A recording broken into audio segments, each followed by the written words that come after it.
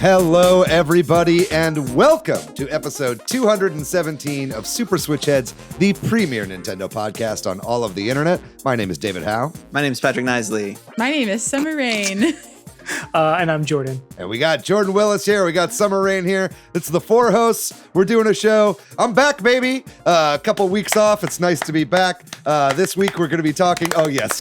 Applaud me for having taken a vacation. You're bad. We've got a great show for you guys today. We're going to be talking all about the Nintendo Switch Successor, the Super Switch, the Switch Pro, the Switch 2. What's it going to be? It feels like this year we might finally get some answers. It feels like next year is the year it's probably going to happen. We're going to be breaking down what we think, all the evidence around it, what we think might be the next successor, all that kind of stuff. We're going to be getting into that for our main topic today. We also have a lot of news. It seems the Microsoft and Sony battle has finally ended. The FTC has made a decision. Limited Run Games also had a presentation. We'll be talking about that. And the Mario Kart 8 DLC has released, the Booster Course Pass. We're going to be talking about our impressions of that with much, much more. Before we get into that, though, how's everybody doing? We have a good week. How was our past week? It's pretty good. After my trip, I went down to San Antonio for a couple days to hang out with my brother and my niece, and that was a lot of fun. He was watching a house with a pool, so we just went swimming and hung out and played Mario Kart. Spoiler alert, we did not get to the newest Booster Course Pass, but we tried. Wow. Other than that, the music video I worked on came out on Friday, so that was a lot of fun too. Celebrate that. We filmed it exactly 1 year ago, and it finally came out, so that felt good to see it out. Nice. Yeah, that band is kind of blowing up, Jordan, or it feels like it to me. Yeah, it's been a slow burn. You know, they've been pretty rising steadily, at least within the Austin scene, and then this is definitely finally like a final explosion. Yeah. So nice. Very good. I'm doing okay. It's been a really weird. If you'd asked me this question yesterday, and you did, yeah, this is take two. I would have had a different answer. Yeah. So I don't know. I've been getting back working on my game, which has felt good. I've been worried about the state of the world with all the summer record heat and terrible things happening. And then yesterday, my son broke his arm, which is a bit of a bummer because I don't know. I had all these plans for the next 2 weeks. He is in a camp. He might still be able to go, but I don't know. It doesn't feel right, because he needs lots of help with only having one, functioning hand and stuff like that. Yeah. So I don't know. Been a little bit down about all those things, but yeah, it's fair. But I think in the grand scheme of things, it's not that big a deal, right? You'll have to teach him how to use the Pro Controller with one hand, you do, so he can play Pikmin. Well, that's one of the bummer things we talked about today. Not big enough to do that. Is he tried to play Minecraft with one hand today, and that just is no, not working. Yeah, it's like Pikmin 4. We'll have to wait. That's fine. Oh. Nintendo, we need that accessibility controller. Yeah, and then teach him how to use it quick. Yeah. Anyway, that's me. Yeah. Well, our thoughts are with your son. Oh yeah, I hope you're all right. Thanks. And sending healing energy to his little arm. If it wasn't clear, we started recording this episode, and then he broke his arm in the middle of it. Yeah. We had to, or a third of the way through it, and we had to abandon and restart. So take two. We all had to hear him scream. It was really sad. Fortunately, we're re-recording, so you guys don't have to hear that. It was disturbing. Not to make light of it. How are you doing, Summer? You okay? How are you doing? Yeah, I'm Anything doing broken? good. I'm doing okay. Nothing, just my spirit. But other than that, we're kicking.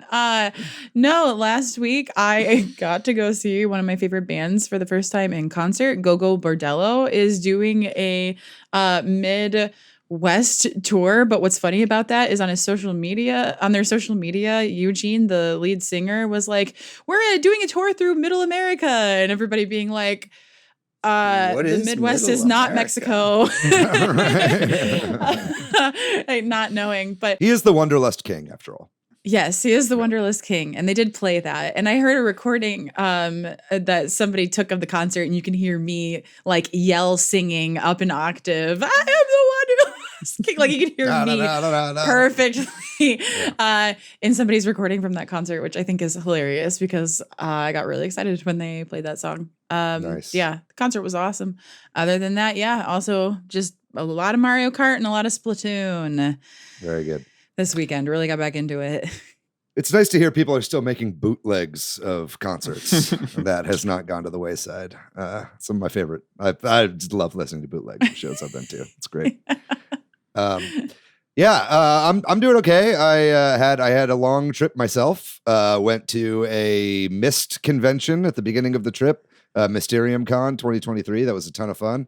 We got to go to the Cyan headquarters where they make the games, and I got to meet Rand Miller and Eric Anderson and Hannah Gamriel, who we talked about it, are going to join us on the podcast sometime soon to talk about the current state of Cyan and Myst likes and how those have informed walking simulators and a whole kind of genre of games. So that's a show you guys can look forward to. I'm excited for that. They were super kind and gave me a lot of time to talk to them, which was nice.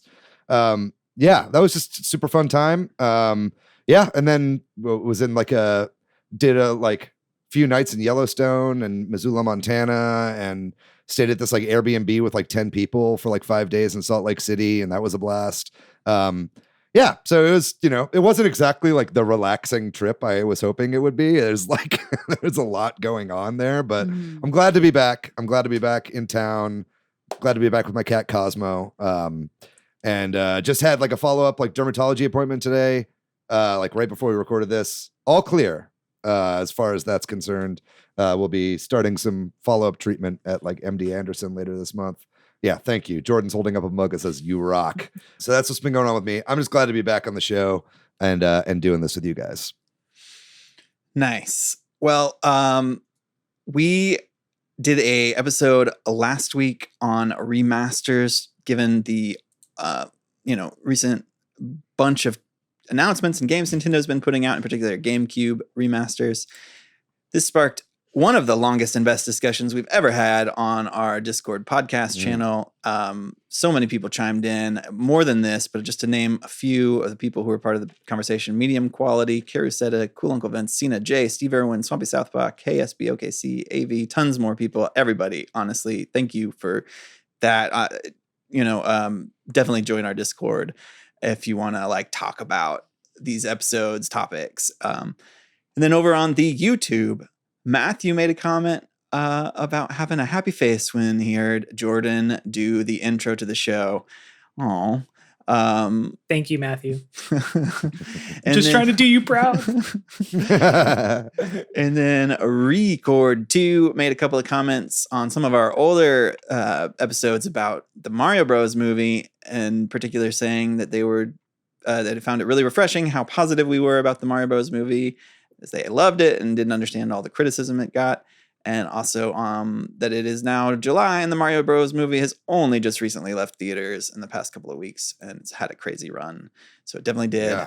And if there's anything we talk about today in terms of the Switch successor, next console, or anything in the news or anything we say offhanded that you have a comment on, please do send us a note or post somewhere, and we will try to shout you out next time. And also remember to hop over to the YouTube, watch the video version, and hit the like and subscribe buttons. Well, with that, we'll move on to the news, and we're starting with a big one. The Microsoft Activision Blizzard merger. There was a lawsuit, Microsoft versus the FTC here in the United States, the Federal Trade Commission.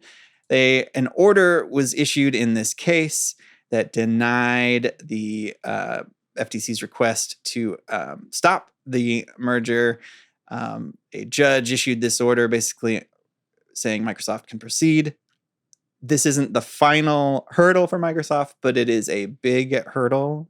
Apparently the FTC has appealed this decision, and I know that the merger deadline is happening, and then there's still the UK, but it definitely feels like more likely than not now that Microsoft is going to finalize this purchase. So there's a lot to unpack here. Let's just start. There's some interesting little tidbits, but we're going to start with the big picture here. How are we feeling about this? Not good. Good. Probably not good. Just get it over with. Will they, won't they? I don't whatever, man. I don't know. I felt like the U.S. was done breaking up large monopolies about 50 years ago. So like, Yeah. just fucking, Just get it bury done. us all. And Just bury us all. money. It's already going to happen. I don't know. Microsoft Everything probably is paid for the owned courts, by- whatever. Who knows? Whatever. Yeah. Just get it Yeah. over with. I feel pretty similarly. I'm ready to just kind of have this be a thing of the past. I think that, yes, I think, a $40-something billion deal is like scary. And it seems like, oh yeah, Microsoft is going to have control of everything. They probably won't. I mean, I think that like Microsoft like has been needing to stay competitive. They're definitely losing this console generation. I think that like, I mean, look at the numbers, right? I mean, like, Nintendo's smoking both Sony and Microsoft, right? But at least between the two of them, they haven't really been able to catch up to the PS5. The PS5 has been doing really, really well. I'm not saying that justifies a huge acquisition like this, but I also think that a lot of the kind of talk about, Microsoft becoming too powerful, at least in the gaming space, is a little overblown. Personally, I'm just glad that this will hopefully not be a part of the news every single week. And Yes. that, finally they can actually, put this behind them and then start to make next steps. I think it's interesting that, I feel like Sony ended up getting a worse deal than Microsoft originally proposed out of this. I think originally the idea was they would give them 10 years on like all Activision, basically for them to continue to have exclusivity or to have whatever. Now they've made that to where that's just 10 years for Call of Duty and the rest of it rolls over in 2027. So Sony kind of, by putting up this fight, ended up losing quite a bit, more than they expected, right? So that's a little interesting, and I'm sure this can't be a good day for Jim Ryan. But yeah, I don't know. It's going to be interesting. I mean, you have to imagine too, the price of Game Pass, which is already going up, is going to continue to go up with this new acquisition as well. I mean, they did just announce like the new Game Pass tier. They're eliminating gold and replacing it with like a base Game Pass tier just to be more competitive with. Oh wait, really? Yeah. Yeah. So September. it's only going to be like, I think saw it's the like, price increase, but Yeah, I think it's a Game Pass Core is what it's called now instead of Xbox Live Gold. and if I remember correctly, if you buy the full year, it is still the same price as gold. It's like $60 for a year. But if you buy it piecemeal month by month, it's $10 a month. Mhm. And you get access to like 24 or 29 games, something like that. And it's all the big Mhm. ones, like your Halos, your Forzas, etc. No Starfield though. They want you to True. shell out the big bucks for Starfield. Yeah. so this is different from current. I don't understand. So Starfield's not Game Pass anymore? No, it is. It's just basically Xbox Live Gold has now become Game Pass Core, or it will be in September, right? So it's like you get they're I've never ending had the gold, so that's why I'm confused. yeah Okay. they're ending the games with Gold service, and they're instead adding a core group of games that will be included at the lowest level, and then there's still Game Pass Normal and Game Pass Ultimate, but like Okay. this replaces the kind of like lowest tier. They're basically trying to get you to go from either core to Ultimate and not kind of do that middle one in between, So Got it. Yeah. Okay. I understand now. Yeah. I mean, just kind of the console sales for the Xbox Series X have been pretty not abysmal, but pretty mid, so it's Mhm. like it makes sense. But I mean, I feel like they're going to keep their games on PlayStation just for sheer money reasons. Like, Yep. why wouldn't they put Call of Duty out? They probably, I think I saw a number, it was like 10 million units is what they expect to shift on a sell on a PS5 platform. So, I mean, that's 10 million units. Those 10 million players aren't going to buy an Xbox just to play Call of Duty, more than likely, so, but they probably would buy a PC. So, maybe I see. next generation, like it'll be exclusive to whatever Xbox is doing. But yeah, Yeah. for now, I think over the next 10 years, we'll definitely see it still be cross-platform. Yeah. Because it is just such a big moneymaker. Mhm. Yeah. Because I recently learned that actually is the biggest thing that's the biggest thing that prevents games from being cross-platform is the cost Mm. prohibit on it. Like I learned this because of Final Fantasy 16. It was just too, and like, well, because historically, like sales numbers of Final Fantasy on Xbox were just, Yeah. So like they were like, we're not wasting our time, resources, and money to put it on another system, because it is a lot of work to do that. I didn't realize. Yeah, there's specific, certification stuff you have to get, right? Like Totally. Nintendo requires that you have loading screen icon. I mean, and then Xbox requires Right, achievements, like achievements, and so on and yeah. so forth, right? It's a whole lot of stuff. And so, Not just a grab and slap. yeah, No. on top unfortunately. of whatever architecture type things, yeah. Right. Mhm. I mean, it's funny you mentioned Nintendo there, Patrick. I mean, Nintendo was brought up quite a bit in these filings and, in the court case. Mhm. I think a big thing with the judge was like, look, guys, like Nintendo is smoking both of you and does not have a Call of Duty and hasn't had a Call of Duty for the past decade on any Nintendo platform. Right. So it's like, how important really is it in the long run for this one franchise for you to have it, like to have exclusivity or marketing exclusivity or whatever, right? So that was a way in which Nintendo was brought up here. Which can we just also- break down briefly? Which is Absolutely. like we have numbers for 2021 for publishing revenue across major publishers, and Nintendo is like over $5 billion in revenue from publishing. So that's first party games or things that they Right. publish. And then, Xbox is down in the 1 billion range and Sony's in the 2 billion range. But if Xbox buys Activision, they'll be up in the 3 billion range if, you combine those two numbers for Activision and Xbox. What's an extra billion here and there? Yeah, Patrick? right. Who It's knows? still not as much as Nintendo. It's not as much still, as Nintendo. Like combining the two is still not as much. Anyway, just those specific numbers are kind of mind-blowing and fascinating. Another thing about that too was in these documents, it was kind of revealed that, that both Microsoft and Activision are expecting the Switch Successor, which we'll be talking about later in the show, to be coming out next year. They were basically saying like the forecast is 2024 for the next system. So clearly dev kits are out there. Some people are already working with the architecture.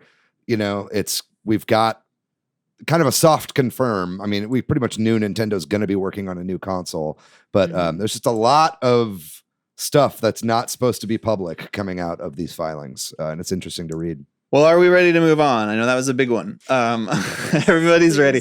Everybody's ready to move on from that. So we're going to talk about the limited run games had a presentation, LRG3, I guess they called it, like E3, I think is the right. Yeah, it was kind of fun, like how they put it together. Actually, it was like basically the idea is like E3 is dead, and we can save E3, but the way that we have to do it is by like traveling back in time to E3 1995 and like doing a limited run games presentation in 1995. So the whole thing had this kind of like, nostalgic E3 like sensibility to it. It was cute. It was really fun.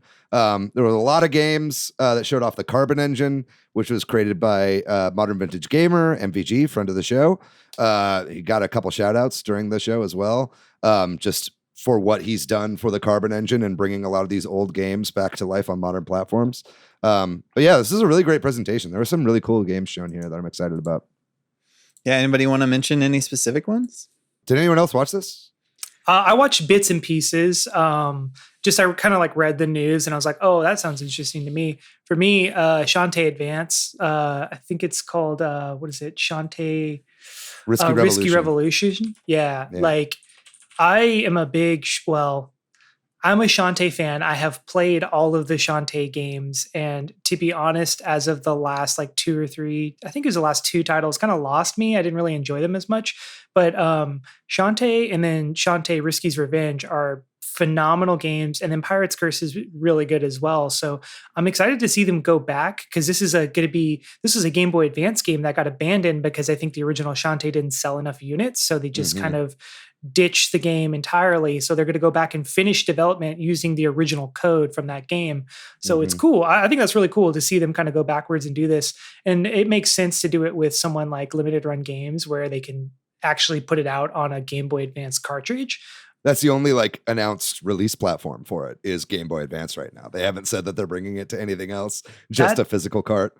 I didn't realize that, but you're totally right. That's really funny. I mean, I'm assuming it's going to come to Switch because literally I think every Shantae game is on Switch now. So I'm just assuming. After they sell all those copies, right? Yeah. Yeah, Or they exactly. sell just truckloads of Game Boy Advance games in the year of our Lord 2023. But yeah, other than that, that was the one I was mainly excited about. What about y'all?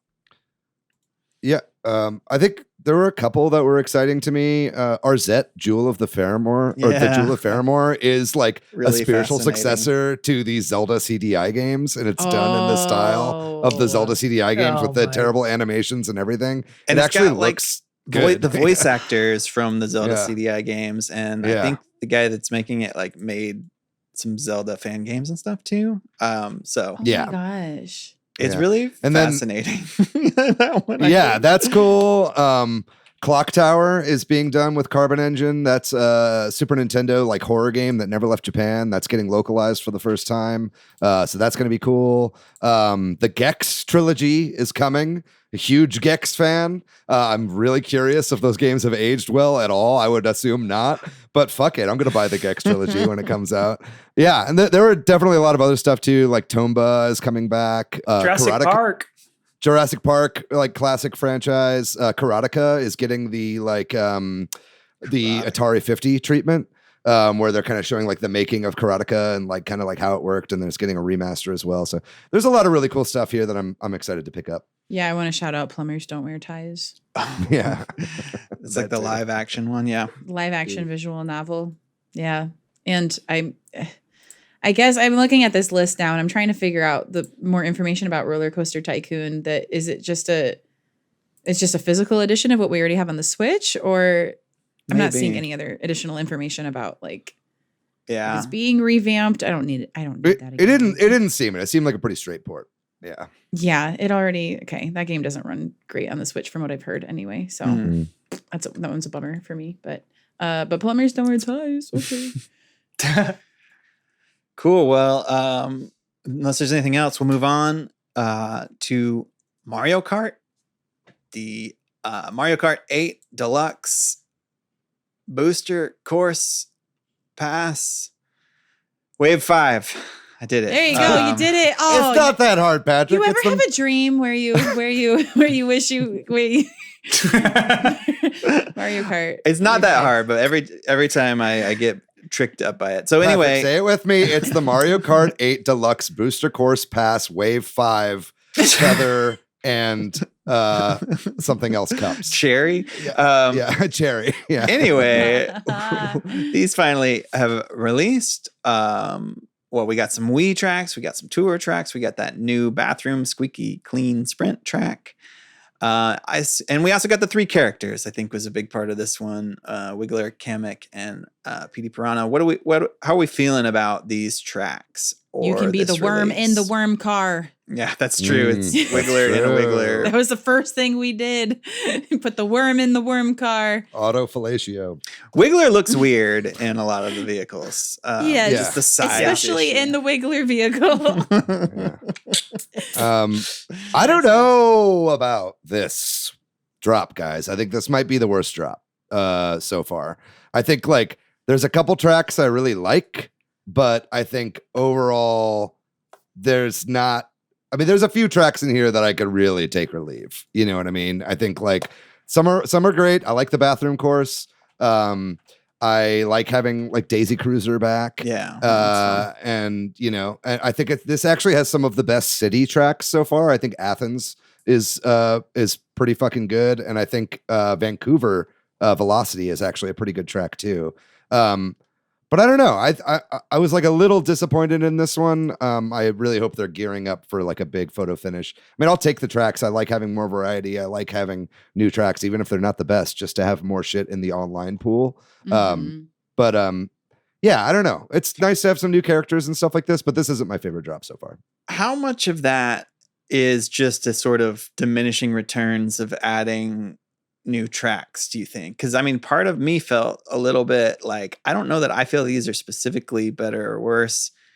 I could probably just more. spend time, or if it just felt like, okay, I played them all once, because it's just not as exciting less and less every time. Does that make sense? The bigger the pool gets, the harder it is to make a determination as to.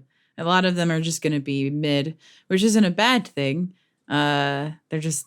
Well, and I'm just less excited every time. You know what I mean? Because first it's like, we're getting new tracks. Yay. No, and then now it's like, we got some more new tracks. Okay. Absolutely right. Yeah. Are you saying it's dragged on too long? Yes. I think that probably. 6 drops over, what is 2 years? 2 years. Yeah. It's kind of like every new Splatoon season feels less and less exciting. Every new, Sure. I mean, this is like a 10-year-old game, and that like, too. Yeah, so it's I get that. I still get excited. For me, it's like the excitement hasn't diminished for me. I just think that these are not as good, personally. I do think there have been some like patch notes and stuff like that. One of them affects me, and I just realized this now, but I've been playing as much as Birdo recently. But like, oh shit, my general character I play as is the heavy me. Like I play as myself, and I made myself as tall as possible so I could be heaviest. And apparently, like, I used to match Bowser and Morton, but now the stats match Wario and Dry Bowser. So I actually haven't played as my me yet. I need to try that out and see if it feels any different, because that's my normal loadout. That's good point, David. Right? Like I guess it makes sense when you're adding new characters, maybe to change characters, but it's kind of crazy to do this much character balancing on a game that's got so much established meta. Oh my gosh. I was thinking the same thing looking at this. Yeah. So I think I need to go back to Pink Gold Peach again. I was playing as Birdo too, really enjoying it, but yeah. I'm looking at this and my eyes glaze over. I don't know what it means. I just like to go fast in a car.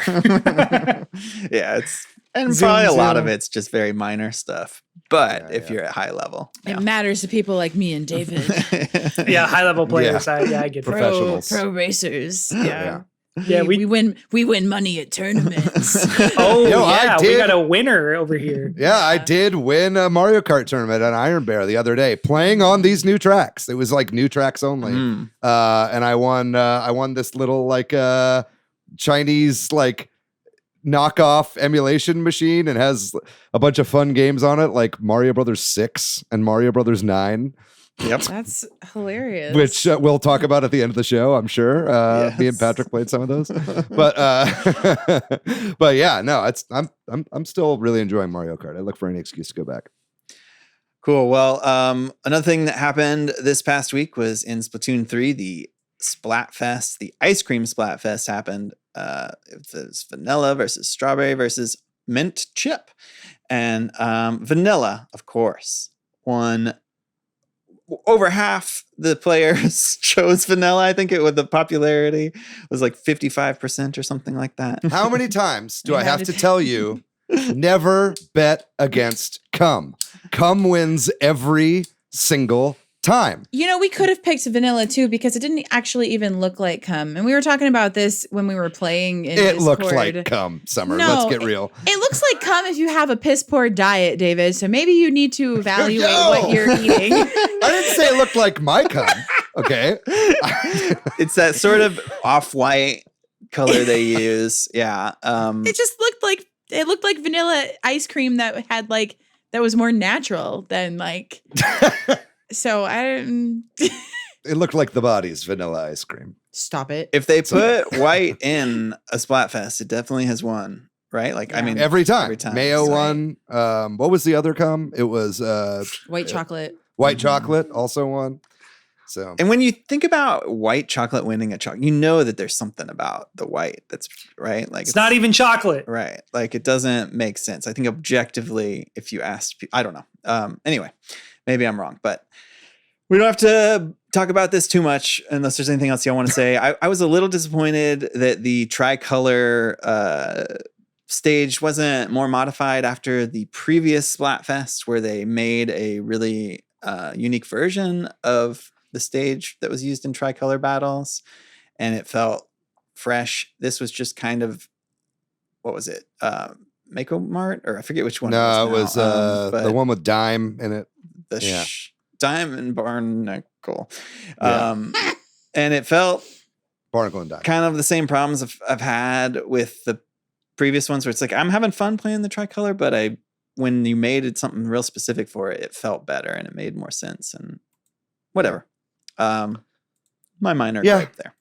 I didn't play that much of the Splatfest. I was pretty busy this weekend, but I did play like 4 10x battles and 1 100x battles, and I won 3 of the 10x and 1 of the 100x. So I did my part. Felt pretty good about that.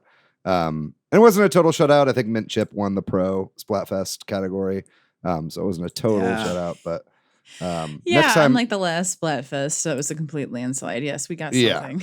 We got something this time, but I did play a few of those pro battles thanks to AVK suggesting it. So shout out to AVK because that's why we won my 4 pro battles. Put us over the edge for sure. Anyway, we can move on to this interesting summer Nintendo magazine that was put out. It's a Japanese. In Japan, Nintendo put out this digital magazine that you can look through, but what's cool about it is they put out an English version of it, and it's an advertisement thing, but it has some fun stuff in it, some unique art of like Link chilling in the summer, which is cool. Also thought was really cool, but also shitty is some of the stuff they show that's like just happening in Japan, like Splatoon tournaments and Pikmin merchandise and things like that, where it's like, that'd be cool. Love to have. yeah.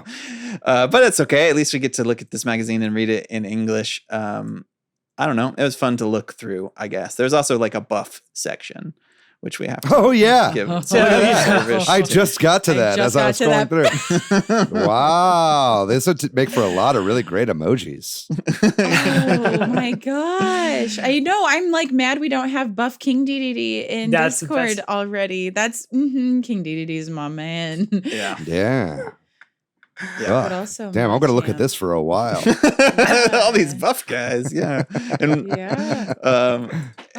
we didn't talk about it in the news, but they have a little bit of thing about a Famicom in there. It was the 40th anniversary of the Famicom in Japan.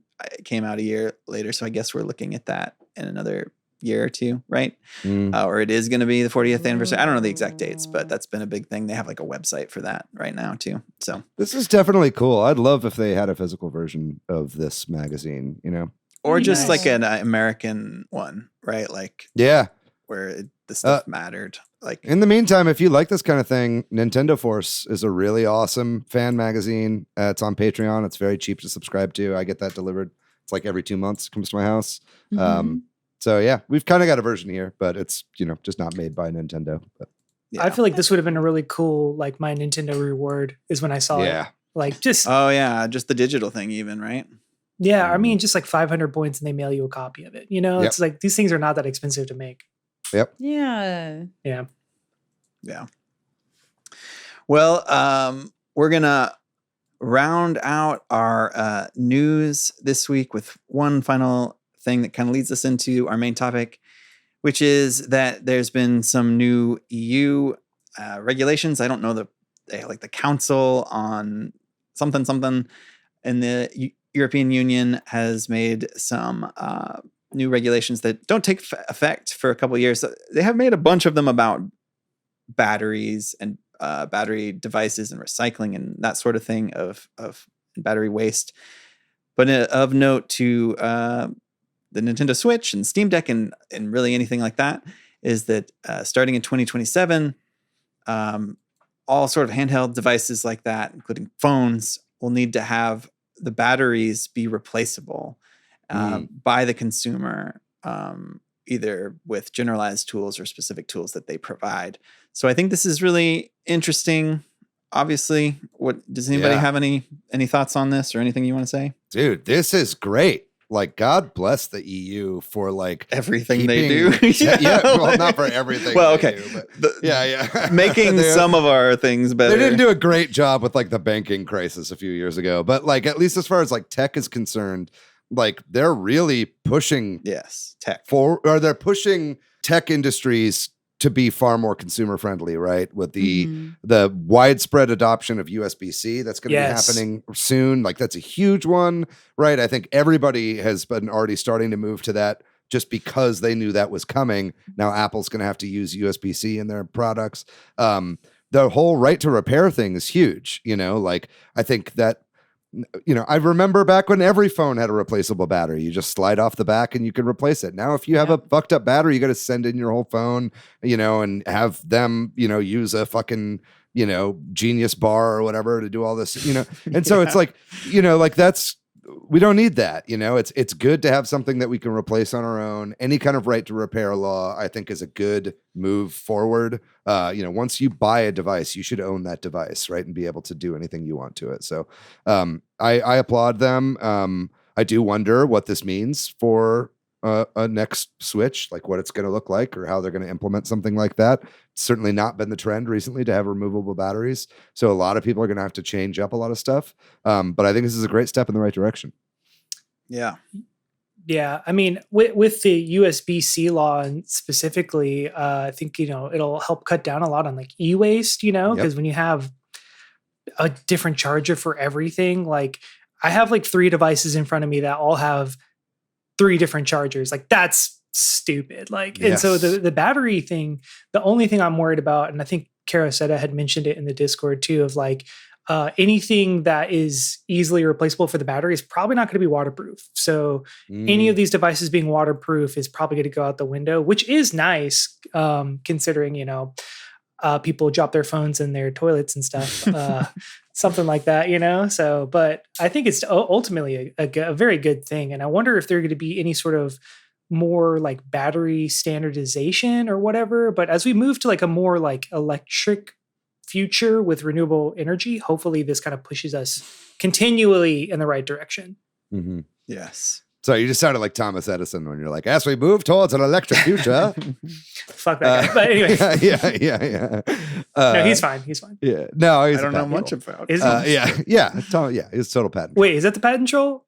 Is he the one who screwed over Tesla? Yeah. Yeah. Oh, then that guy sucks. Yeah, he sucks. Yeah, no, it's funny you mentioned that about the USB-C thing. Like on this trip I was just on, I actually did an experiment and I brought just one cord and one brick for all my devices and it totally worked. It was awesome. With USB-C, I was able to charge my laptop, my Switch, my headphones, my vape, my my phone, like it was just literally everything. And it was like so nice to like only have to pack one thing, like I'm in my house. I use just my Steam Deck charger to charge almost everything. And it's like, I just love not having all this erroneous bullshit everywhere. And hopefully, that will cut down on e-waste and a lot of, phones won't need to have chargers packed in every single time that are just going to a landfill. Right. So I think it's a good move in the right direction. I'm always going to have an additional charger for my 3DS, but other than that, USB-C all the way. Just get Karaseta to do a USB-C mod on your 3DS. It can't be that hard. Karaseta, let us know in Discord if you can do that to the 3DS. I will ship it to you. Cool. Well, I think that's going to do it for our news segment. We're going to take a short break, and when we come back, we're going to talk all about Nintendo's next console and give our thoughts and speculation about that.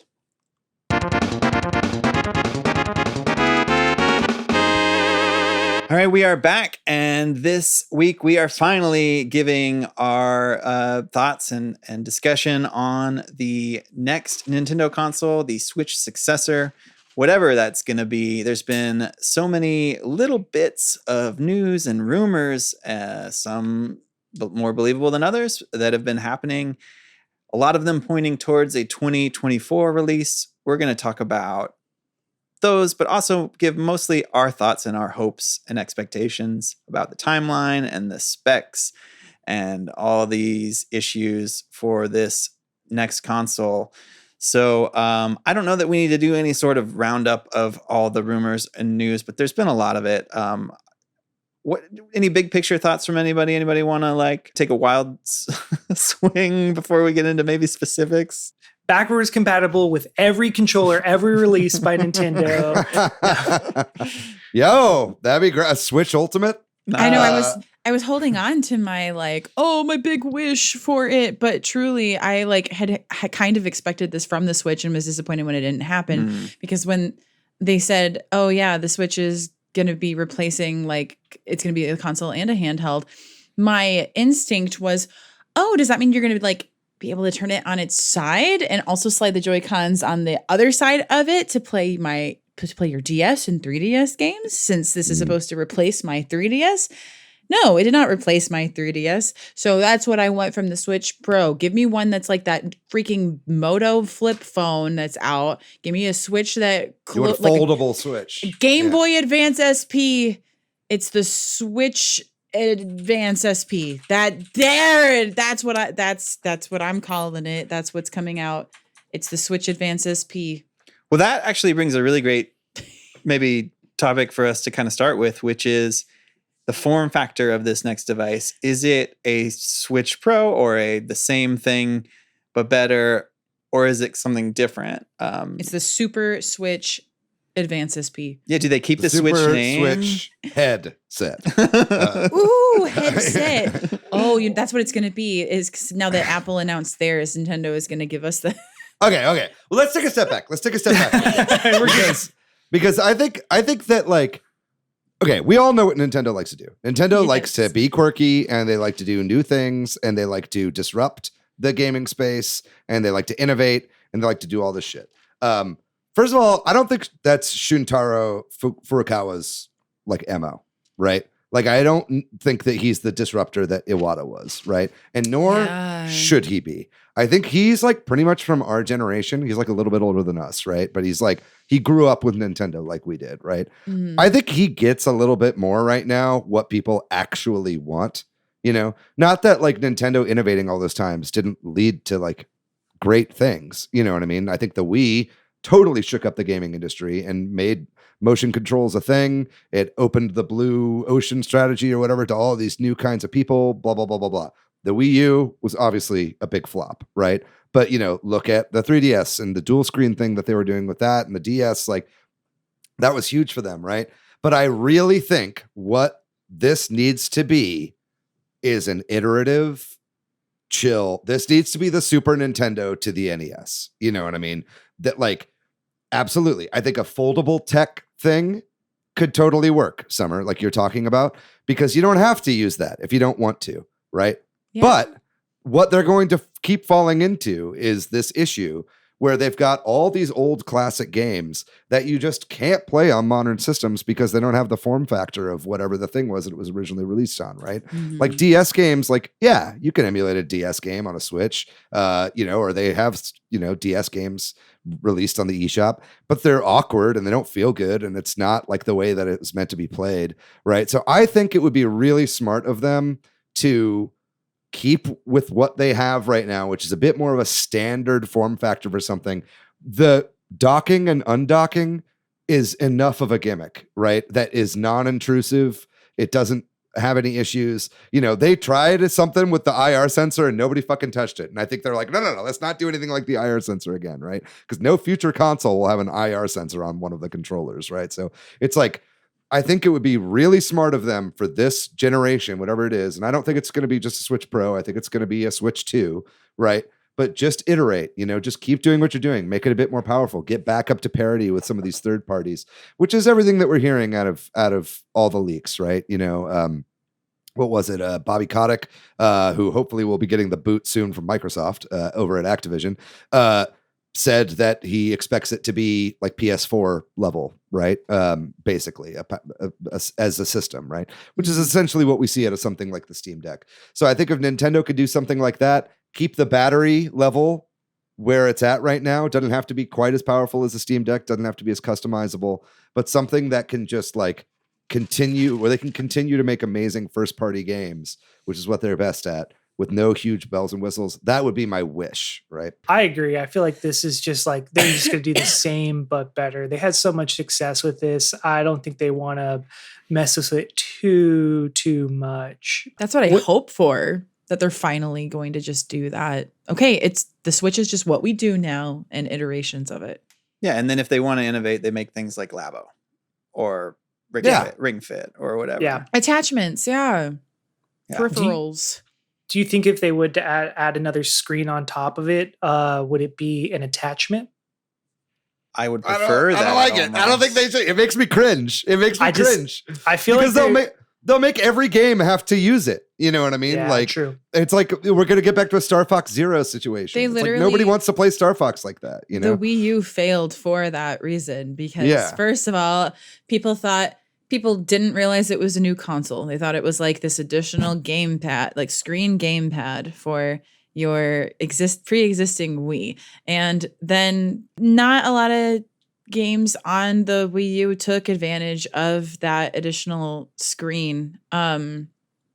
Which like as a huge DS and 3DS lover, like personally was super disappointed about, but I acknowledge that that's not what like makes money and is like got broader appeal. So like I've accepted that probably not getting that, unfortunately.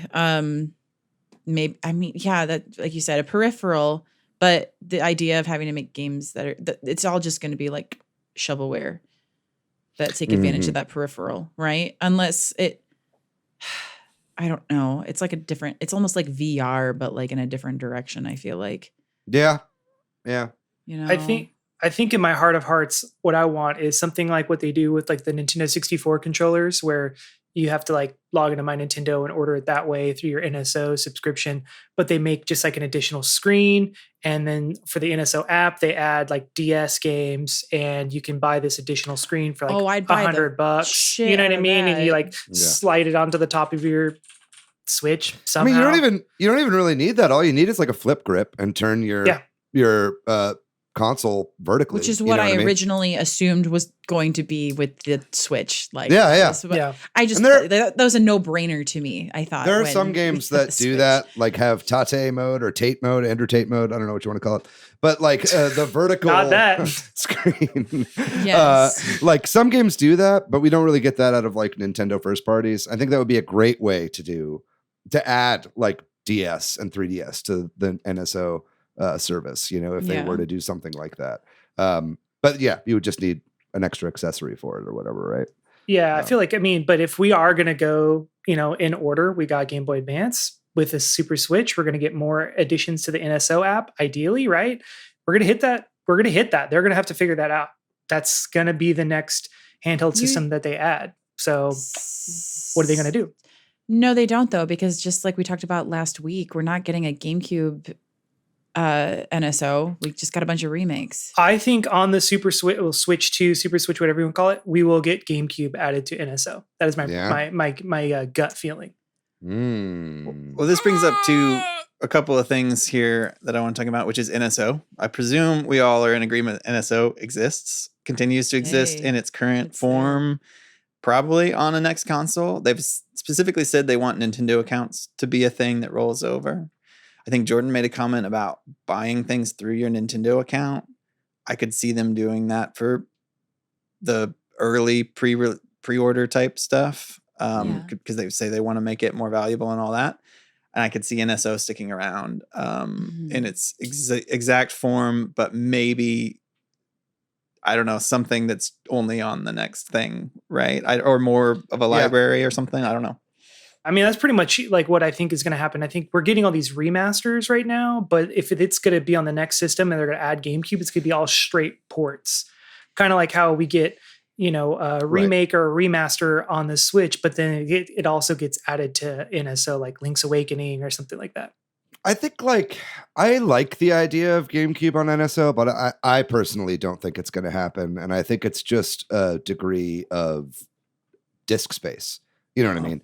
If you've got like, you know, GameCube games are like 2, 3, 4 gigabytes. You know what I mean? Like GBA games are like a couple of megs, right? So like having a shit ton of NES games or SNES games on your Switch doesn't really matter. But if you've got like 15 GameCube games all installed, that's going to take up a ton of space. So I think just for that reason alone, I didn't even think of that. Yeah, it's going to be unlikely just because they're on DVDs, right? And so I think I think it just makes more sense for them to put those out piecemeal, and then you can just decide what you want to have installed. I don't think that is I mean, you could do anything with it. You could you could just choose which ones you want to have installed. There's ways you could go about it. But I just think like knowing Nintendo, it seems like they'd be like, oh, we don't want to logistically figure that out. So we're just not going to do it. Yeah, all or none. Yeah. Yeah, exactly. So, and they want things to be easy. Even though they aren't always, but that's their rationale or whatever. The irony of that. Yeah, and that's me right now inserting myself into the GameCube remaster talk from last week. But I do think you brought this up a little bit at the beginning, Patrick. I think we could rope this NSO conversation into this as like backwards compatibility and a legacy console, right? Like not necessarily emulating legacy consoles, but it's like the Switch is kind of a legacy console. It gets all these old ports. It gets all these old games like brought back to the, there was that whole thing, put everything on the Switch, right? What like everybody said for a long time. Like I personally feel like if they can get the backwards compatibility right, because it might not be so easy, right?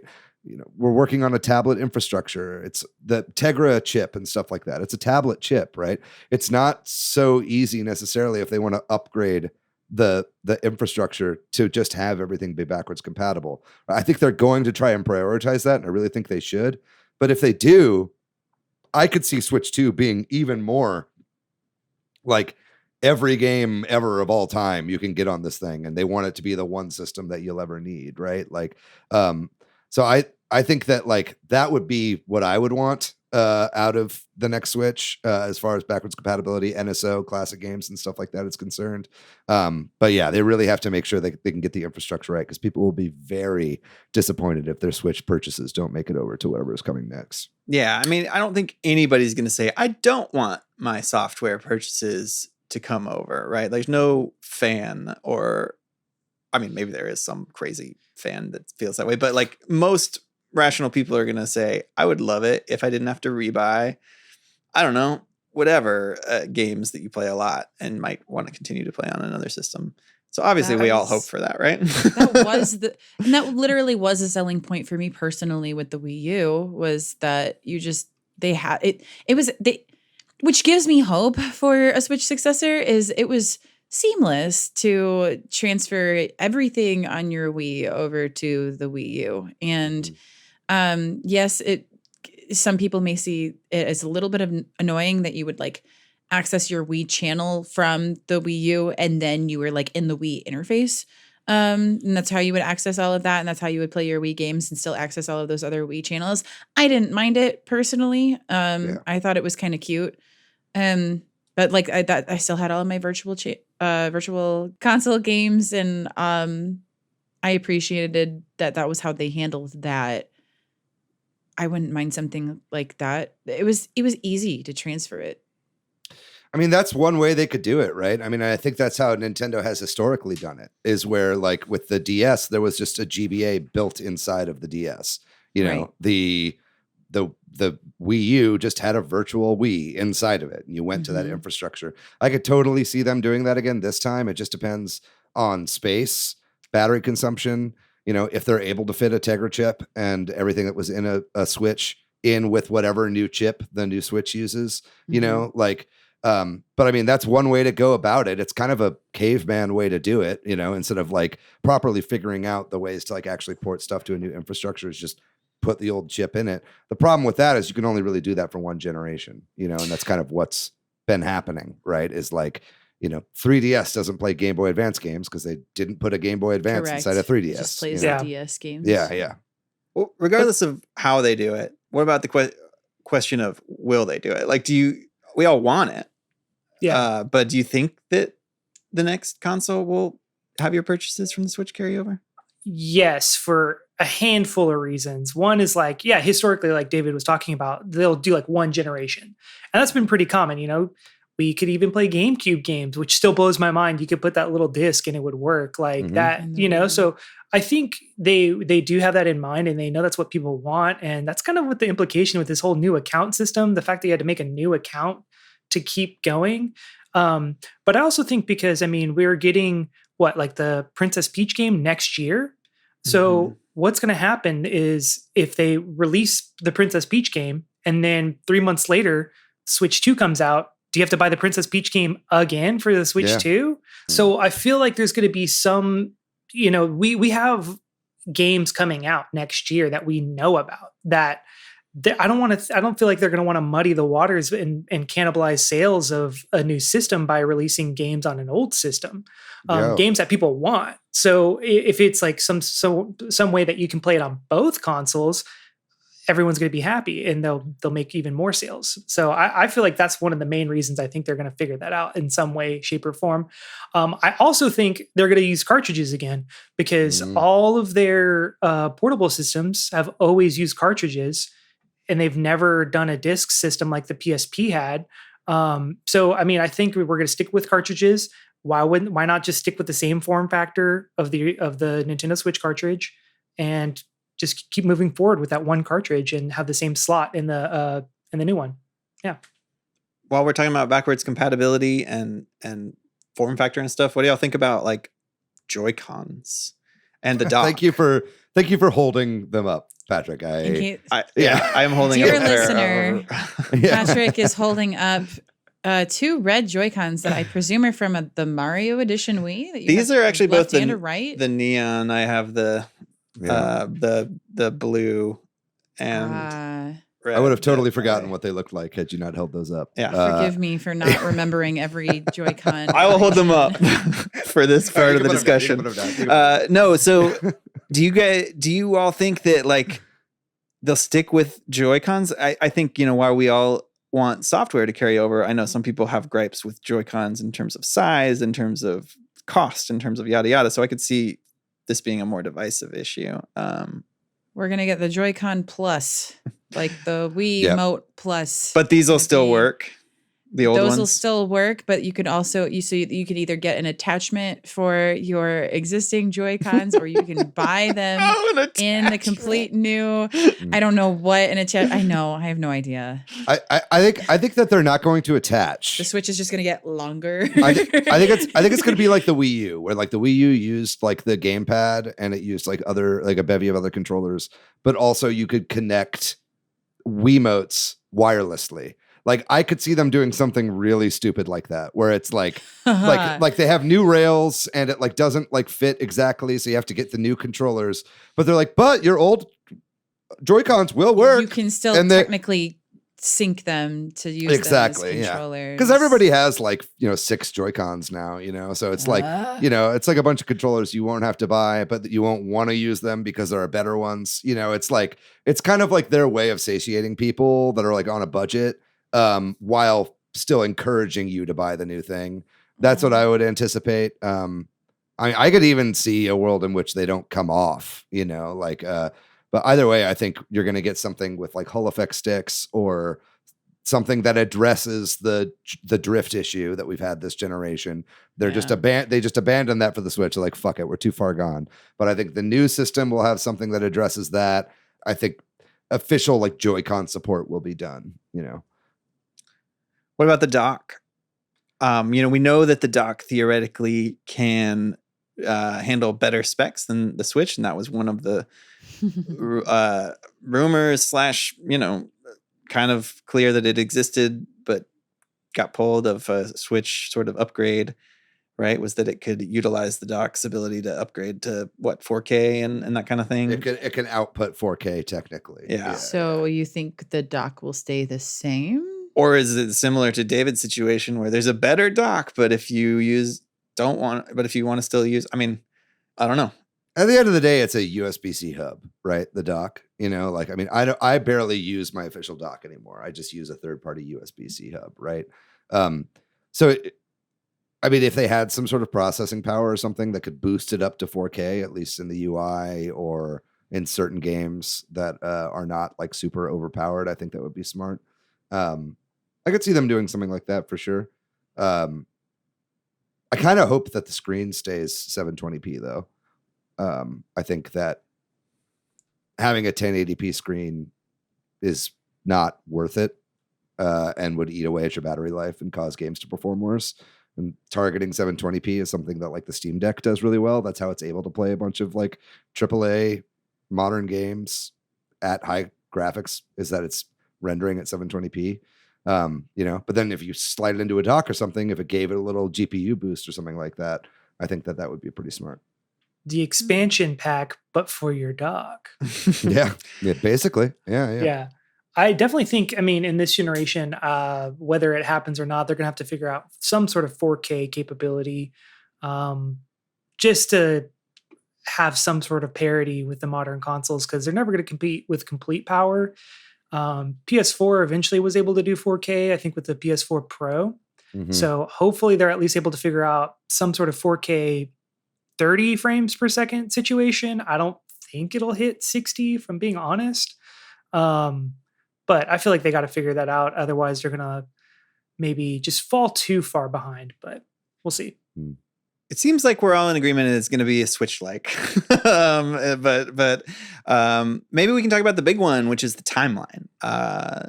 Jordan kind of talked about the Princess Peach game, which I think is one of our clues. What we know that there are some Switch games that are coming next year. That one in particular, arguably Metroid Prime 4, though I don't know now. I could see them pivoting to be like, that's not, or that could be a crossover or something too. But we know Mario exclusive. We know Mario Kart 8's supported through the end of the year. Splatoon 3 is being supported into 2024. So I don't know that those things mean anything necessarily, but they feel like they do. What do y'all think in terms of when this would be announced and when it might actually release? So this is the part where I say for the third or fourth time I've been on that this has come up, and I talk about that Pokemon leak. And this is the part where I say that I am still not unconvinced that this isn't coming this year. I know that's crazy and unlikely. But if that were to be true, then that would tell me that whatever is coming next is going to be backwards compatible, is going to just be, it's going to also, certain games are going to be optimized, are going to already be elevated on whatever this next system is going to be. And they are still going to do end support for the Switch, because they're not going to abandon the current existing Switch with the games that we're still getting next year, that they're just going to be elevated, and then they will start to announce those other launch titles. I realize it's unlikely now as we're getting closer. We're getting this close, and we still haven't had a full-on leak, but Nintendo has had bigger surprises before. Let's follow that train of thought. Let's say they are going to release it this year. It's got to be December. It doesn't have to be. I guess, again, if it has November, backwards compatibility. mid-November. Yeah. The leak was that it would align with the Pokemon DLC, which is going to be mid-November, and that would make sense for things like Black Friday deals, right? Yeah, and getting them for Christmas, which I don't know. I can't see it releasing this year. That's fine. And in fact, a lot of people are saying next year, and they're saying March, right? Yeah. And I think that is also not likely. Personally, I think we're looking at a holiday season next year release for this device. Now that said, I don't think that March is off the table of next year. I think could totally happen, right? And either way, I don't think that they're going to be dropping support for the Switch anytime soon. I think we're going to be seeing, I don't think sales of games or new games coming out for the Switch is going to slow down nearly as much as it did for the 3DS, for instance, right? Yeah.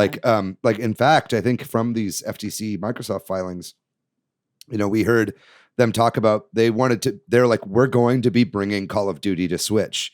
And they said, we're bringing Call of Duty to Switch and the Switch successor, right? So they want to bring it to a more powerful console, but they also want to put it out on this 7 or 8 year old, Tegra hardware, right?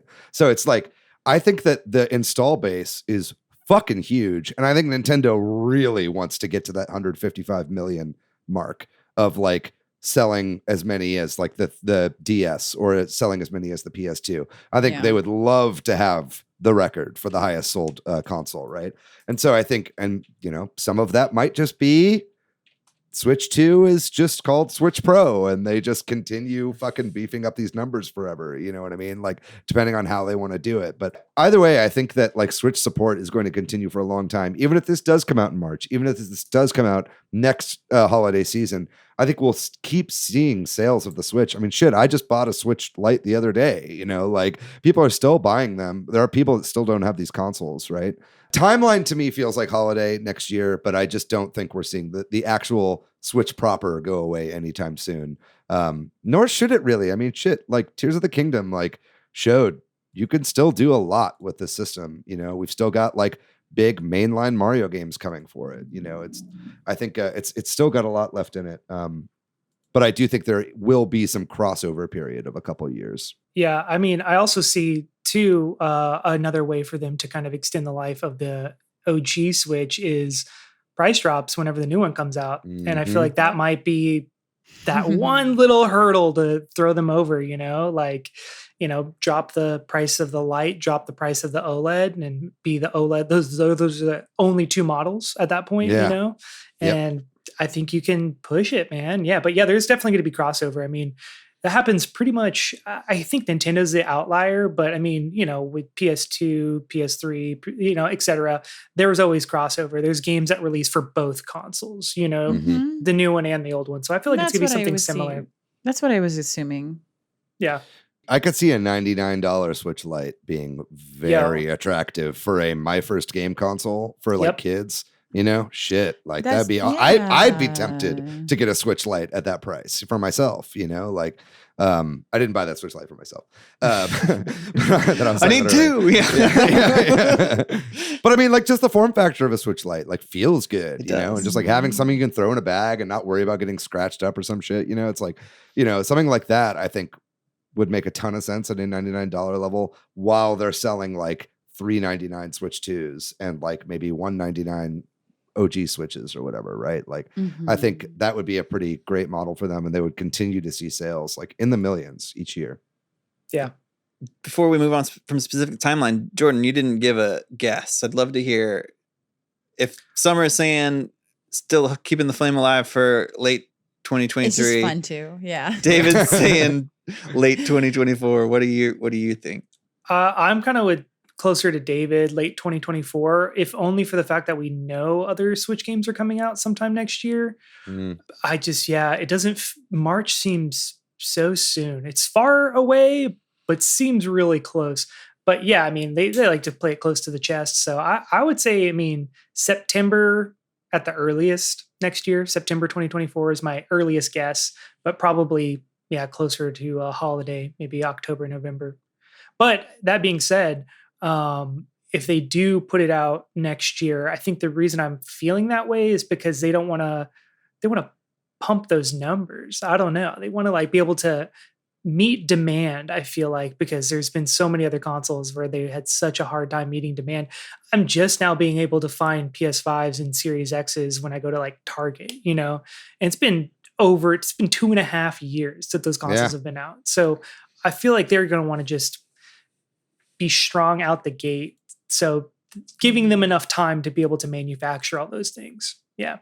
What about you, Patrick? When do you think it's dropping? Yeah, I think similarly. I think that at the earliest we get an announcement in March, right? But like Jordan just said, they don't want to announce something too soon. So if they announce it in March, that means like summer or something of 2024, which I could see being possible. But I actually lean more towards like what David said of late 2024. If you said I had to make a bet, because I do feel like even if you're announcing games that are going to be available on both platforms right now, like this Princess Peach game, let's assume, I think it feels kind of shitty to like get me excited about a game and then be like, but the best way to play it would cost you $300 and something, right?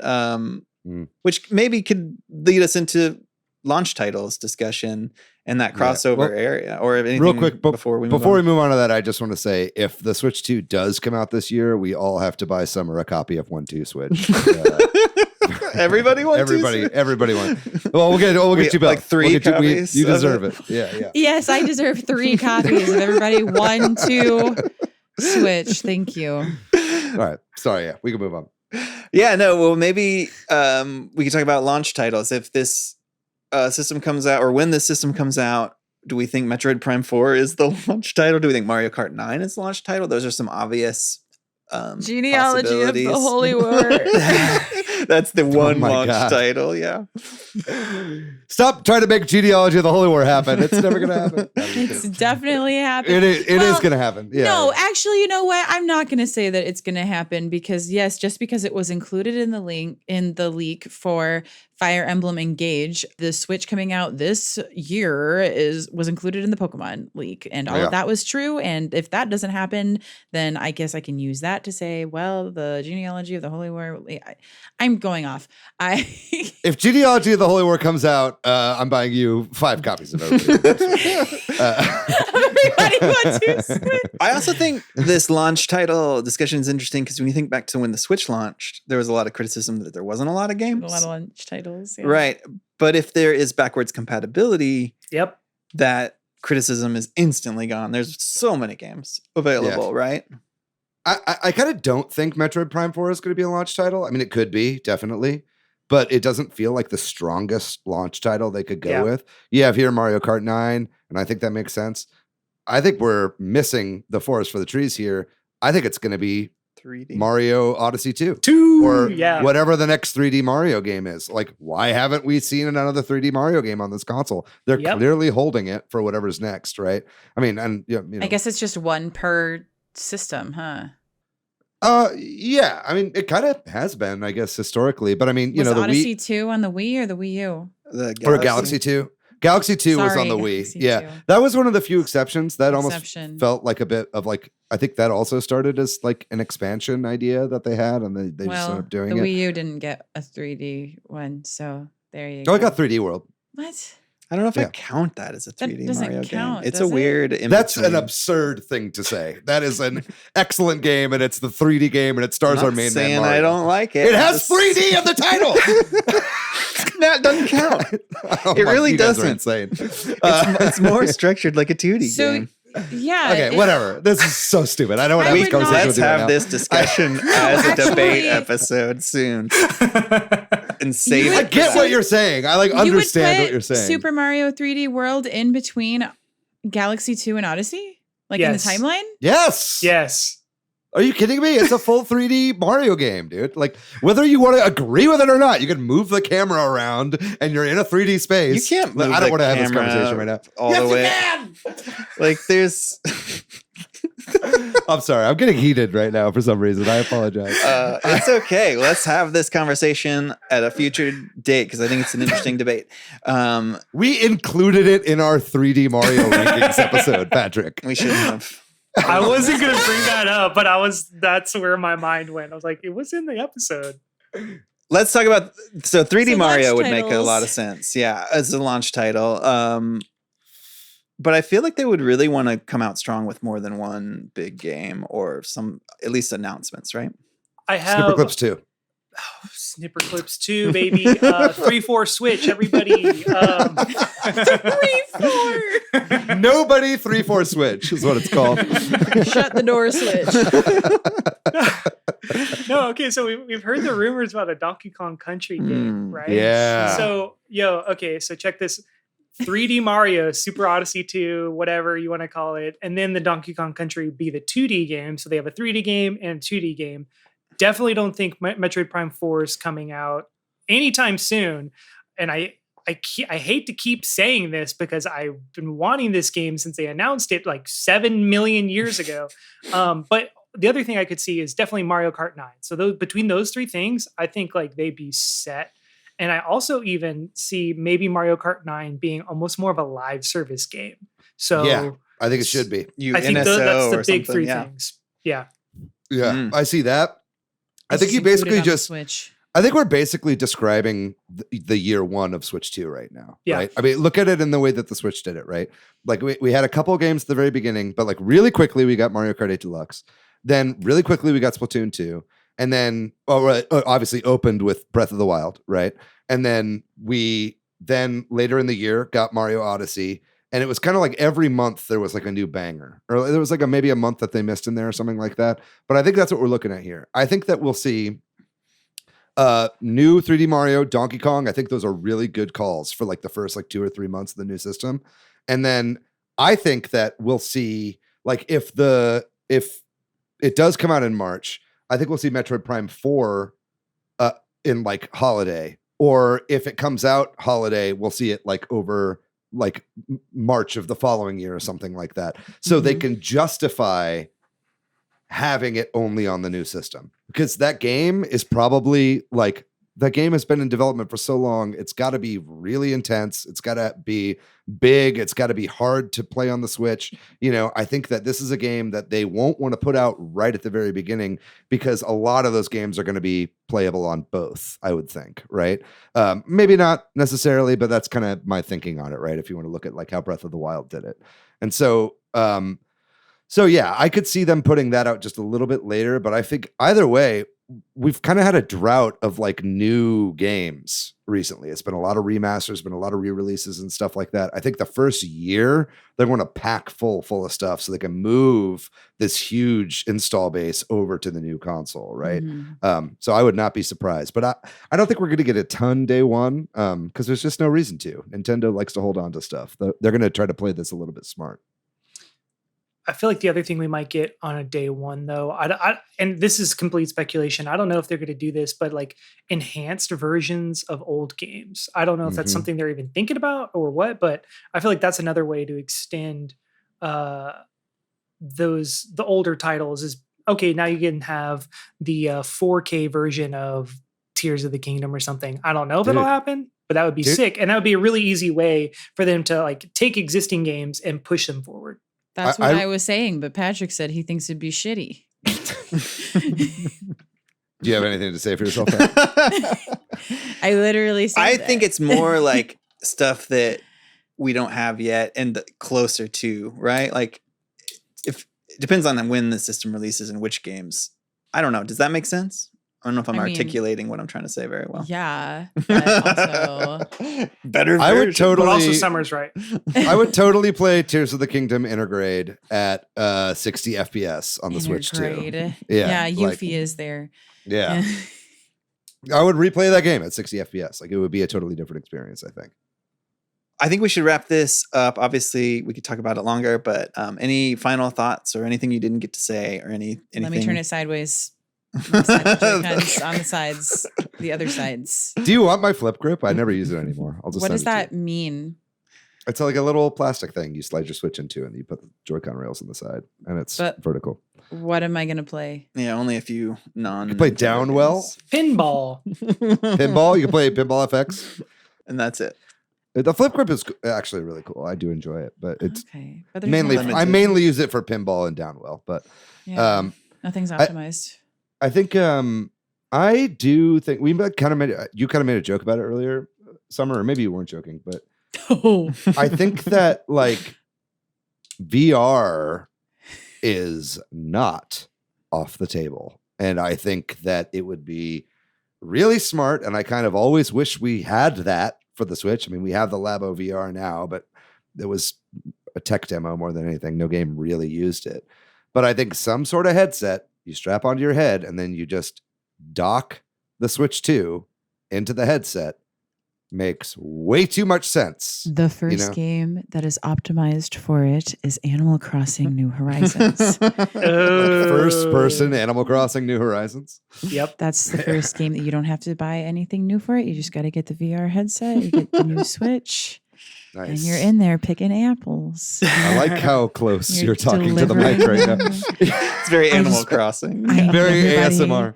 To know how serious I am about this. Yes. But you know, I mean, I don't think it's off the table. I think especially let's say this fucking $3,500 Apple thing does take off. Like, I mean, Nintendo has been wanting to do VR forever. I mean, they did VR in the 90s. They just had to do it in their quirky, stupid way. Yeah. Yeah, they did VR in the 90s with the Virtual Boy. They tried 3D again with the 3DS. You know, they've been wanting to do this for a long time. You know, if they could have Switch level graphics running on 2 individual displays that go out like on one screen that you just slide into a thing, like, that'd be pretty fucking lit. I think that they could. I think that's a way that they could do it while keeping the form factor and keeping everything normal. I think it would be kind of cool. It kind of goes against some of the shit I was talking about earlier, but I still think I would like to see that. Yeah. I think Virtual Boy Nintendo- for NSO. Yeah, virtual. I mean, that's how you do Virtual Boy NSO. And it's also like, I kind of think Nintendo probably has some amazing ideas for VR games that no one's ever thought of that they could do only in their own Nintendo kind of way, you know? The main thing that keeps me from thinking that might happen is the 720 screen. It's just not enough. People are going to get sick. I don't know. Yeah. No, You're probably right. that's just my 2 cents. I don't think It's they care more- about people getting sick. I mean, it's more about the frame rate than it being like 720 versus 1080. For I me, think it's a combination, but I think you are Okay. right, Summer. Yeah. It's for like, someone who frequently gets sick because of games, Yeah. it's usually the frame rate for me and camera. Like I've Totally. never, and this is also coming. Well, so this is my anecdotal personal experience though. 3D doesn't make me sick. And like my experience with a lot of headset, like the VR that I've done so far doesn't make me sick. It's camera controls and it's frame rates for mhm. me personally. Yes, I am a 3DS defender. A lot of the games were really gorgeous though. And so David just saying that just now actually gets me really excited because I think about some of the most gorgeous games that were on the 3DS, how they utilize the 3D. So that'd be pretty sweet. Yeah. Yeah. I think miss they'd it. kill it. I think they'd Mhm. kill I think they would kill it more than any other first party publishers. I think they would come up with some really cool ideas. Maybe that's what they're just holding on to. Yeah. Before we close out, Summer saying Animal Crossing makes me think a new Animal Crossing game would be a great launch game, given how many Animal Crossing new fans that were converted in 2020. And Yeah. if it's 4-ish years away, I think, and you can do something new with the franchise, or maybe I think not, maybe not launch- even. launch year. You know what I mean? Like Yeah. within the first year of Maybe, it, have a new Animal Crossing. I think that that's game an excellent crossed idea. a threshold. Yeah. In I just terms think of about its the popularity. timing. It's 4 years. I guess they did. No, yeah, but the one before that was 7 years. I'm looking at it right Um, now. It was 8 years. Yeah. Yeah. New Between New Leaf. Leaf and New Yeah. New New Horizons. Leaf was 2013. It's 2012, according to Wikipedia. The Japanese release then would have the worldwide would have Oh. been 2013. I'm so sorry. I'm never going to talk about Animal Crossing again. You're very correct. You should, Jordan. You're a pretty big close. fan. I think Jordan, you just Fair. joined the podcast full time. You have to talk about things again. No, it's But I November. guess- Yeah. it Animal doesn't. Crossing titles, I guess, did come out more frequently previous to that, though. So I guess it's not off the table. I could just see them being like, this is now. I mean, I just know, like, in my family, it converted people to be gamers who Yeah. aren't gamers. Ride you know the what I mean? wave, Like- dude. Like, yeah. and they could be You're like, right. if we really want to sell this and move units, like, Yeah. let's take something that was appealing to a bunch of people. And maybe even people that like missed out on it the first time and they like saw all their friends that are non-gamers like getting a Switch, but they're like, oh, it's too late now. Like the hype has died down. Do it again, do another one. All those people that played Animal Crossing the first time, a lot of them are going to move over, and then you'll get a lot of the people that missed out on it the first time and had FOMO, right? Like, I think it's a no-brainer. We'll see. Anything else? We should close this out. Final. Well, okay. Real quick. What do we think this thing's going to be called? Let's give it a name. Switch 2, Switch Pro, Super Switch, I really want the Super Switch, honestly. Yeah. Super Nintendo Switch. For the SEO. Yeah, the SEO would be amazing for us, but I don't. I really don't want to have to change the name of this podcast. Yeah. Oh, shit. Yeah. I also don't want it to be 2. I think that sounds stupid. Nintendo's never done a number, right? Other than 3DS. that would But that's, set- like different. That would set a precedent of, okay, it's the Switch from now on. Yeah. If they did Switch 2. And I don't think they would do that. I mean, they said, what are our accounts called? Are they Switch Online accounts? Are they Nintendo accounts? What are they called? They're Nintendo Switch. Wait. I mean, Oh my God. they're just Nintendo accounts, right? But Nintendo it's Switch just my Nintendo. Online, if they did want to keep Nintendo Switch Online, then keep calling it a Super Switch or a Switch Advance or Switch whatever would make sense. It's the Super Switch SP. Super Switch Advance SP. Super Switch Advance SP Cube NES. It's very hard for me to separate myself from the podcast name and like objectively look at it. But I think objectively Super Switch sounds good, you know? It does. Sounds really Yeah. good. The dude. Super Switch Famicom for the anniversary next year. You just add a U to the end. No. They should call it the Wii 3. Kings of Orient. All right, let's move. I whatever they do, they got to make it less confusing than the Wii U situation, because I think that really burned them, and I think they're trying to learn from that. So we'll see. Cool. Well, definitely send us a note if you've got, a guess for the timeline or any of the things we talked about. We'd love to hear. Place your bets. Yeah. How many copies do we need to buy for summer? Everybody, 1-2 switches on the line. All right. With that, we're going to take a short break. And when we come back, we'll talk about the games we've been playing recently.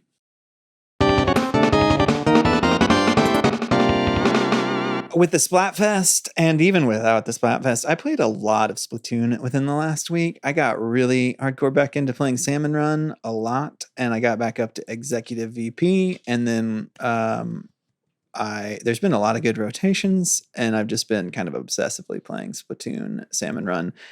The Splatfest, I got to play some with David, I got to play some with my kid, and also just that got him back into it. So that was fun. We played some stuff after the Splatfest as well, just for fun. So I played a lot of Splatoon. I still played a little bit of Axiom Verge. I'm getting close to the end of that, but I didn't play as much this week. I think I kind of just got a little bogged down by the part of a Metroidvania where you got to do a lot of backtracking and finding the areas that you couldn't get every to. time. Yeah. But I'm going to try to finish that up, I think, soon. I know I played Pikmin. I've been chipping away at Pikmin 2. What else? I don't know. David and I played some stuff together, but I'm going to let David talk about that because it was mostly him. I think that's mostly it. I feel like I played some other games, but yeah. I'll go next. Okay, I'll just go with the two. Always Apex Legends, trying to round out this battle pass for no good reason other than I paid for it like 2 years ago, and I'm going to keep getting the battle pass all the way done. Anyway, now I'm still liking it just because of the they added a game mode this season where you can it mixes it up where it's not just a straight battle royale anymore, and that's a lot more fun to play solo. So that's been nice. And then still haven't updated my Zelda game, so still duplicating and mostly just to get armors. But I did upgrade a lot of my armors like last week. So this week I've been focusing on just trying to get certain side quests done before I go and round out the story. I think I accidentally skipped a couple quests by trying to complete the main quest, which is kind of funny. But anyway, other than that, when I was in San Antonio, I played some Mario Kart with my brother and my niece. My brother he just got the expansion for NSO. So he downloaded all the Mario Kart tracks and he's like, I want to play them all tonight. And I was like, okay, 40 levels, let's go. We made it halfway through and he's like, I can't do it anymore. Because they were getting so tilted. Rookie numbers. Dude, they were getting so tilted. They were like, how are you? I'm like, I'm not even that good. I was just like, I used to live in a house with David where he would just like smoke me all the time. So I had to practice. It was mostly Smash. But anyway, that was fun to play with him. And then my brother and I also played some Tony Hawk Pro Skater 1 and 2 because he got that for Switch as well. And, he was like, I don't really remember how to play. I was like, let me show you. Because I also bought that a while back and had played through it most of the way anyway. So, but other than that, that's what I've been playing. Yeah, it's funny you being like, man, David would smoke me all the time, and like I am like the worst Mario Kart player in my family. Yeah. They are my sister and my brother. We get it. You're all freaks. yeah, it's fucked. I'll go next. I've been playing a lot of Picross S9. I'm almost done with I'm trying to actually 100% this game. I've been doing a lot of the Mega Picross puzzles. I'm having a great time doing that. That's my pooping game. I beat Legend of Zelda Tears of the Kingdom. I completed it. Patrick watched me beat it. I'm the new Magnus now. The last several hours of the game, or I don't know, maybe it's at least a couple hours, right? Like, yeah, Patrick came and like hang out with me at like 7:30 p.m. like on Friday, I guess. Is that what it was? Yeah. And then like didn't leave until like 2 a.m. Like we started playing Splatoon and then we started playing Tears of the Kingdom and then we just kept getting closer to the end. And Patrick was like, all right, let's just do this. Yeah, it's like I kept thinking, I gotta go, but you're surely around the next corner. You're gonna beat the game. Yeah, there was a few things we had to do, but we basically got it done. Great ending, really epic conclusion to that game. I'm not gonna spoil anything, obviously, but I have already gone back and it hasn't killed my desire to like find all the shrines and in fact now it's kind of like cool. Now I can just like go light route to light route and like find all the things in the depths, and then having all the light routes in the depths will help me find shrines on the ground. So I still have that completionist mindset. I don't know that I'll beat like all the side quests necessarily. There's still a lot I haven't found. You know, I've still barely touched like what's the village that where you like build stuff? Terrytown? Terrytown. I've like barely touched Terrytown yet. But you know, I put about 140 hours in that game. Definitely got my money's worth. I think it's one of the best games ever made. Super happy with it. You know, I got this thing over here from the Mario Kart tournament that I won. It's got a bunch of weird Chinese knockoff like bootleg games on it. Me and Patrick played Super Mario Brothers 6 and Super Mario Brothers 9, which I guess are games. I don't know which one you prefer, Patrick, out of the two of those. I liked the Mario skateboard. I can't remember which one that was. I think that was Mario Brothers 6. Yeah. That game, yeah. It was sick. You could get on a skateboard. You could shoot fireballs out of your mouth. There was a lot of crazy the skateboard stuff felt pretty good and natural. I enjoyed it. Yeah, Mario Brothers 9 is basically a Mario Brothers 3 reskin. Mario Brothers 6 is a lot different. Also, Mario Brothers 9, you like are a duck. In addition to being Mario, it doesn't make a ton of sense. But anyway, it's just a fun little device. It kind of sucks, but it's a nice novelty, and now it'll live on my shelf. I picked up a Fitness Boxing 2 Rhythm and Exercise. Hey, how do you like it? It's great. I mean, I've been trying to I'm just trying to get like a little bit of motion, and I don't want to go outside right now. Yeah, it's horrible. And so it's been on my like list for a while, and I picked it up, and it really does give you a good like arm workout and like core workout, right? Mm-hmm. And you play that game for like 30 minutes, and you're fucking sweating, dude. Like it's a lot, and like your arms are sore the next day and stuff like that. So it's definitely working. My thing now is I just need to stick with it. You know, I just need to set aside like a half hour a day to like actually do it. But now that I'm like back home, I started doing it when I was on my trip, basically. And so now that I'm like back home, get a little bit more into like a regular cadence of actually doing that and getting some exercise without having to be in the 106-degree weather. That's pretty exciting to me as well. Yeah, I'm playing lots of little games here and there. And man, Tears of the Kingdom, what an incredible experience. What about you, Summer? My gaming has been more or less the same. I am still farming away in Story of Seasons: A Wonderful Life. I am still playing through Fire Emblem on the Game Boy Advance NSO. I did play a lot of Splatoon this weekend. Honestly, this Splatfest specifically really got me back into playing Splatoon again. It was really fun to play with friends in Discord. Also played Mario Kart, trying out the new tracks. I am with Patrick on, I'm playing through them and I'm like, yeah, I haven't played these before, but they sure are more tracks. And I booted up Pokemon Conquest, which is for the Nintendo DS. I missed it when it came out. Sorry, the dogs are fighting and they're playing, so you're gonna hear them. Pokemon Conquest was originally supposed to be an official collaboration between Pokemon and Fire Emblem, and apparently something fell through with Intelligent Systems at the time. A lot of the people that were working on it continue to work on it. They just changed the name, changed a lot of the character designs. It became Pokemon Conquest, which is why a lot of people were really confused about it. It is still a tactics game, but with Pokemon. So I'm really excited to play that because it is two things that I love. It's a very summer game. It is a very summer game. Mm-hmm. Well, that does it then, right? We did it. We did it for this episode on the Switch Successor. Take two. Yeah. Yeah. Thanks to our apologies guest to Evan Rappelay. Didn't get to be on this. We'll have you back on at some point. It's been the cursed episode. Thanks to MilkyWay.co for doing our website. Thanks to Corduroy for doing our music. If you're looking for me, Patrick, online, I am PDYX. You can find me pretty much everywhere on the internet at Monolith Fiji. I am also everywhere at Weebwitched. Everywhere at Boardan, wherever you can find that. Just shout Bordan from the tallest building and see who responds. I'll hear you. Yeah, absolutely. If you'd like to find our show on social media, we are at Switch Headz on Twitter, at Super Switch Headz on Instagram and Facebook. Should we get on Threads? Should we get on Blue Sky? Should we get on TikTok? I don't know. Let us know in the comments. We'll use that content to make a decision. If you'd like to find our show on our website, we are at www.switchheadz.com. And then, of course, we've got a Discord. We have a Facebook group. The Discord is amazing. Come join us in there. We'd love to have you in there. We'll have links to both of those in the description of this episode, wherever you're watching it, on YouTube or listening on Spotify, Apple, or any other podcasting platform. That's going to do it for today's episode. What a fantastic episode. It's so nice to be back. I had a really great time talking about this with you guys. We're going to be back next week with another great episode. I think Pikmin 4 comes out this weekend.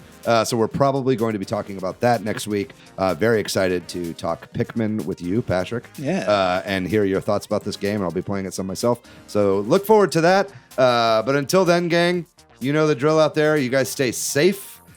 Stay together. Keep it together, gang. Be kind to yourself. Be kind to one another. Love your neighbor. Love your dog or your cat. Give your pets a big old hug. And as you do it, just say, the next console will be called the Super Switch. The next console will be called the Super Switch. Over and over again. We'll manifest that reality. We love you guys very much. We'll see you next week. Bye-bye.